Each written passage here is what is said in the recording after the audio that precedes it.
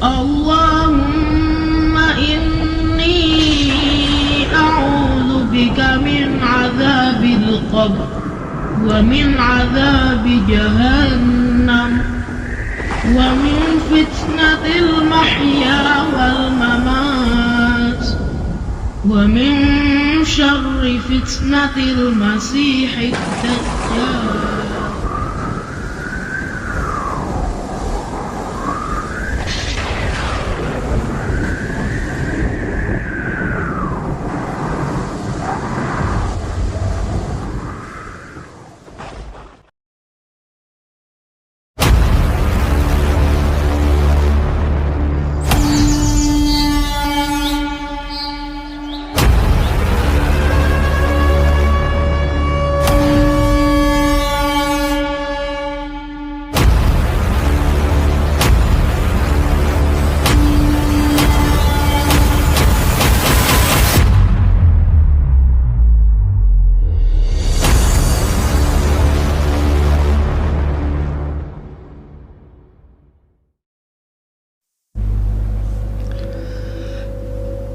Dimulai dengan a'udzubillahi minasyaitonirrajim. Bismillahirrahmanirrahim. Assalamualaikum warahmatullahi taala wabarakatuh. Apa khabar guys? Apa khabar sahabat-sahabat semua? Adik-adik, kakak-kakak, abang-abang, pakcik-makcik.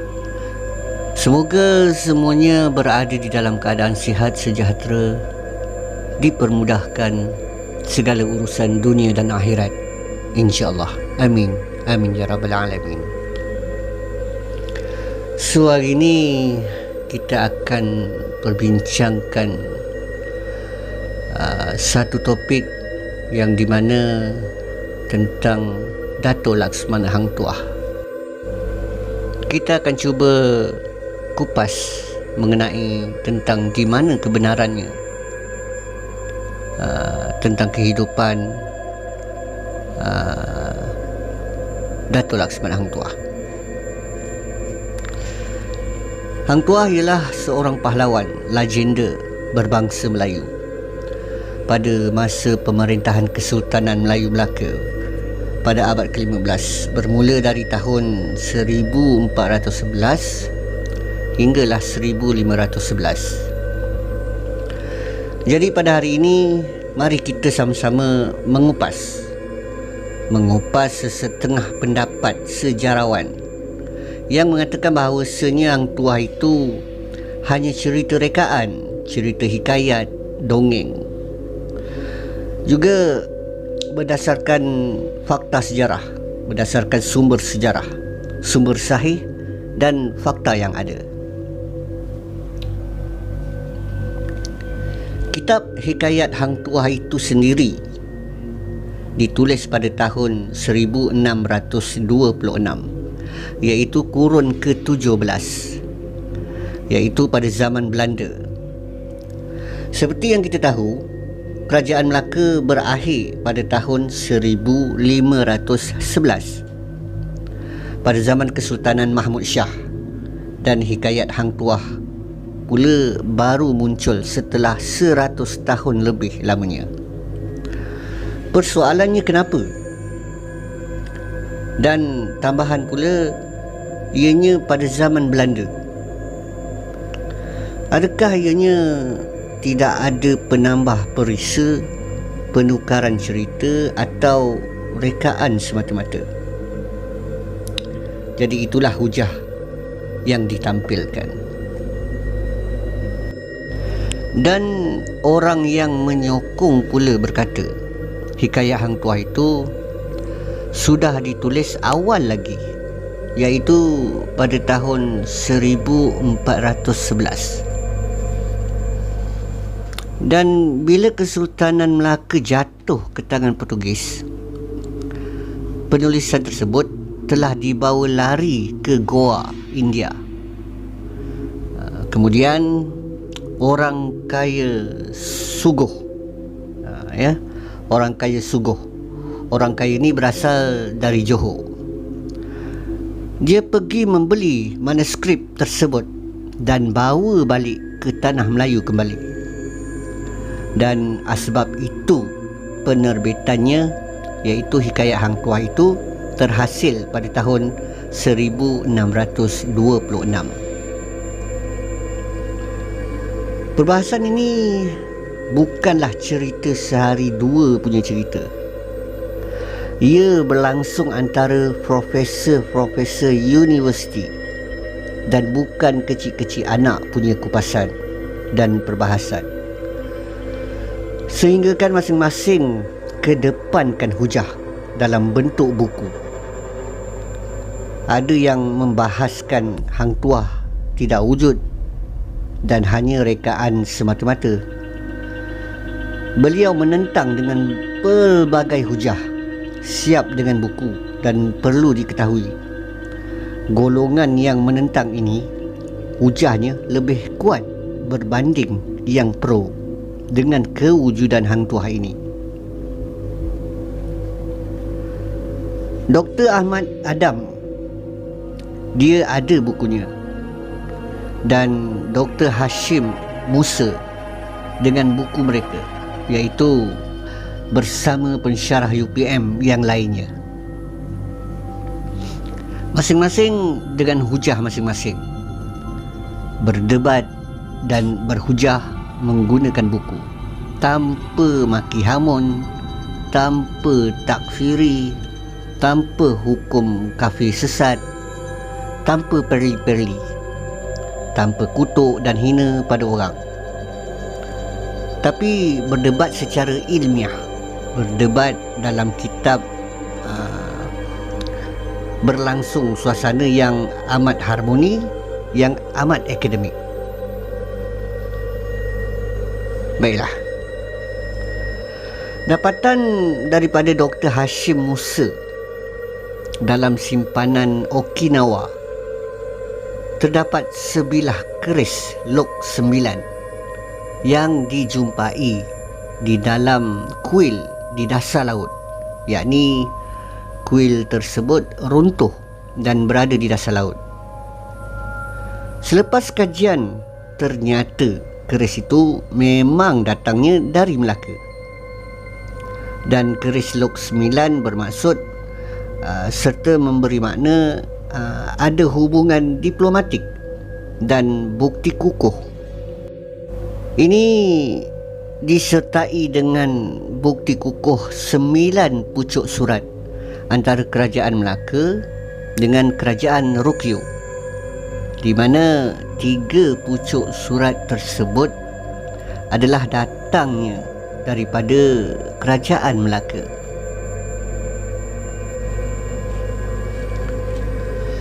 Antara hujah penentangan kewujudan Hang Tuah ini, dalam kitab Hikayat Sejarah Hikayat Melayu itu sendiri ada mengisahkan hubungan kerajaan Melaka dan kerajaan Majapahit. Bahkan keris Taming Sari itu Hang Tuah mendapatkannya hasil kemenangan bertarung dengan Panglima Majapahit, iaitu Taming Sari itu sendiri. Zaman pemerintahan kerajaan Majapahit itu muncul pada tahun 1331 dan berakhir pada tahun 1364. Manakala kerajaan Melaka pula bermula dari 1411 hingga 1511. Di sini kita dapat lihat tahunnya. Tiada penemuan masa langsung antara mereka, berlangsung pada kurun yang berbeza. Kerajaan Majapahit berakhir 1364, tetapi kerajaan Melaka baru muncul setelah itu, iaitu pada tahun 1411.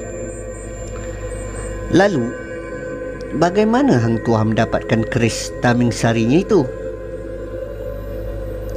Sahihkah riwayat dan sejarah mengenai kerajaan Melaka dan kerajaan Majapahit tersebut. Dan itu teori yang Profesor Ahmad Adam bawa dalam hujahnya. Dan teori ini pula dicanggah kerana ada yang mengatakan Hang Tuah dapat tameng sari itu bukan dari Majapahit, tapi dari Nabi Allah Haidir. Dan ada pula teori yang tameng sari itu dibawa dari susur galur kerajaan Majapahit, iaitu jatuh kepada Parameswara, kemudian jatuh pula kepada pewaris Kesultanan Melaka yang seterusnya. Dan ada pula teori keris tameng sari itu diambil di Perak. Jadi itulah persoalan dan teka-teki yang wujud dan tidak dapat dibuktikan kesahihannya pada tiap-tiap cerita yang didendangkan. Dan antara hujah yang lainnya, banyak cerita pada zaman tersebut ceritanya lebih kurang sama dan dah macam copy and paste. Contohnya seperti cerita Pokok Melaka. Parameswara sandar di sebatang pokok. Kemudian anjing buruannya disepak oleh pelanduk. Dan nama kerajaan diambil sempena pokok yang disandar tersebut, iaitu Pokok Melaka. Dan cerita tersebut ada juga dalam hikayat Majapahit, sama dan serupa. Seorang raja diusir oleh adik-beradiknya. Kemudian ketika raja tersebut ingin membuka sebuah kerajaan, dan kemudiannya pelanduk menyepak anjing buruannya, dan beliau juga sedang bersandar di sebuah pokok, lalu mengambil nama pokok tersebut, iaitu Pokok Maja, dan dinamakanlah tanah jajahan tersebut dengan nama Majapahit. Kisahnya bukan hampir serupa, tetapi sebiji copy paste ceritanya. Maka kata Profesor Ahmad Adam, jadi kisah Hang Tuah dan kerajaan Melaka ni logiknya copy paste katanya. Cerita macam Majapahit ataupun siapa yang tiru siapa, dan kisah yang serupa juga ada dalam hikayat Panji Semerang. Pada yang pernah melihat cerita Panji Semerang, dia tahu ceritanya bagaimana.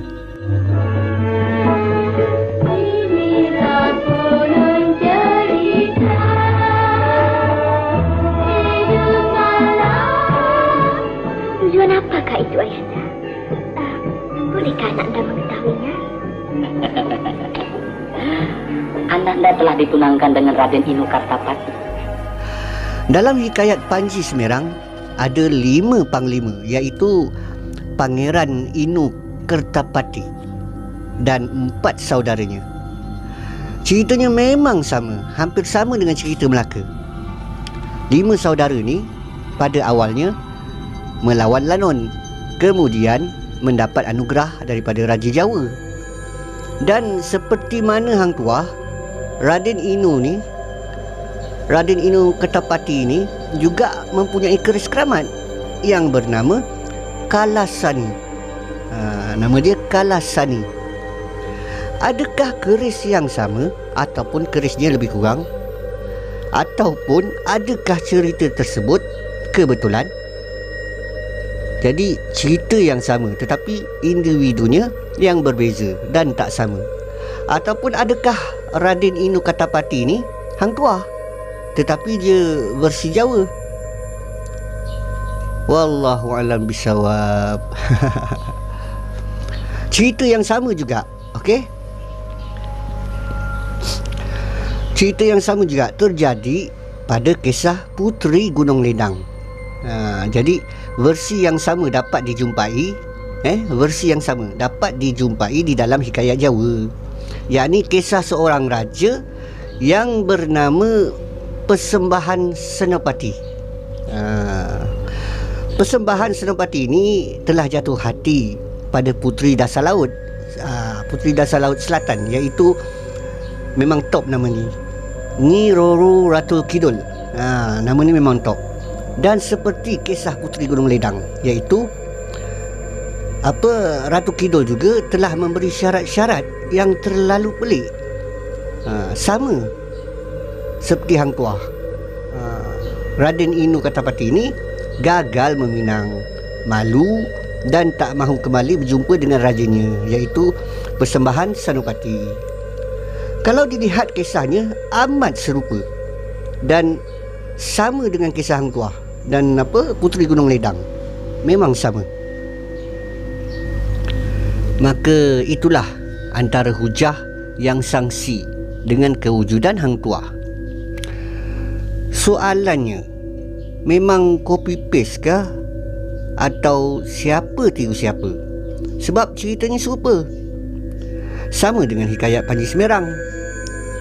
Kerana para sejarawan berpegang bahawa sejarah tidak boleh dirujuk dengan karya sastra, sebab karya sastra boleh berubah-ubah. Orang pula boleh berimajinasi dengan sastranya, menambah perisa, menokok tambah. Sebab sekiranya dikaji kitab-kitab yang mengisahkan kisah Hang Tuah ini, memang ada unsur dan maksud sastra. Sebab sebagai contoh, Hang Tuah melambangkan seorang individu yang terlalu taat sehingga hilang common sense. Tak kira betul atau salah, kau pemimpin, aku wajib taat dan menurut perintah. Manakala Hang Jebat pula melambangkan individu yang melawan hingga hilang common sense.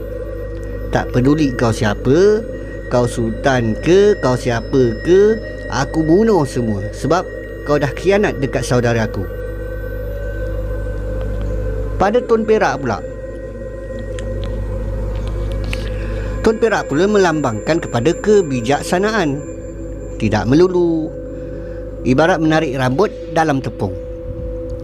Beliau derhaka pada sultan kerana tidak membunuh Hang Tuah. Beliau melawan tetapi dalam senyap, memanfaatkan ruang dan kesempatan yang ada. Dan kalau dilihat pada rakyat pula, melambangkan kaki cocok. Orang tengah bergaduh, Hang Tuah tengah bergaduh dengan Jebat, rakyat ni pergi cocok.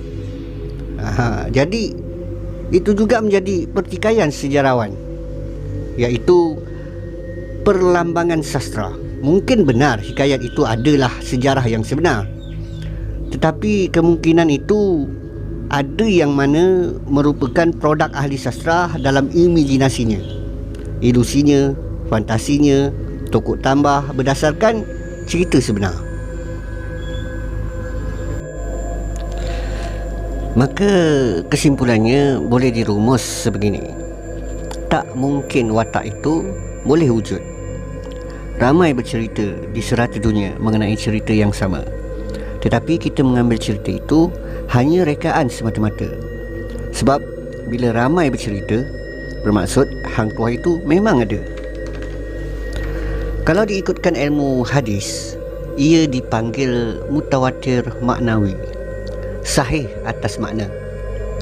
Cerita mungkin sahih, tak semua mantan itu sahih, tetapi kesimpulannya Hang Tuah itu memang ada. Tiada angin masakan pokok boleh bergoyang. Jadi Laksmana Hang Tuah itu memang wujud dan ada. Cuma kisah yang ada itu beratus, macam-macam versi. Sebab Sulalatus Salatin itu sendiri ada 29 versi. Dalam 29 versi itu pula ada beratus versi Hang Tuah. Itu belum termasuk kitab-kitab yang lain seperti Hikayat Hang Tuah, Sejarah Melayu, Bustanus Al-Salatin, Tufat Nafis dan yang lain-lain. Itu juga belum termasuk lagi versi Sufi dan Tarikat, yang mana mengatakan Hang Tuah itu adalah seorang ahlul bait keturunan Rasulullah sallallahu alaihi wasallam yang bernama Said Abdul Rahman Al-Attas.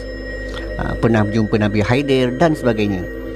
Tak termasuk juga dengan versi orang silat. Orang silat kan, sebab orang silat pun ada versinya yang tersendiri. Contohnya kisah Mio Abdul Rahman berjumpa hang tuah secara batin. Jadi persoalannya sekarang, yang mana satu yang tulen? Kan? Yang mana satu yang tulen? Itu persoalannya. Lagi satu, pengakhiran hang tuah itu sendiri juga pun menjadi tanda tanya sampai sekarang. Banyak versi dia. Ada versi berakhir di Temasek, ada versi berakhir di Perak, ada berakhir di Mekah, ada pula kata berakhir di Ayutthaya, iaitu dekat di Siam. Dan ada yang mengatakan dia tidak berakhir seperti Nabi Khidir, bermakna sampai sekarang belum meninggal. Jadi tentang makamnya juga sama juga. Ada sesetengah pendapat mengatakan makam Laksamana Hang Tuah berada di Bandar Maharani. Ada pula mengatakan di Tanjung Keling, Melaka. Ada pula yang mengatakan di Palembang. Ada pula yang mengatakan di Riau, Bentan. Dan yang paling terbaru sekarang, yang paling terbaru, pendapat mengatakan di Jasin, di Jasin Melaka, atau makam itu lebih dikenali sebagai makam Lang Buana.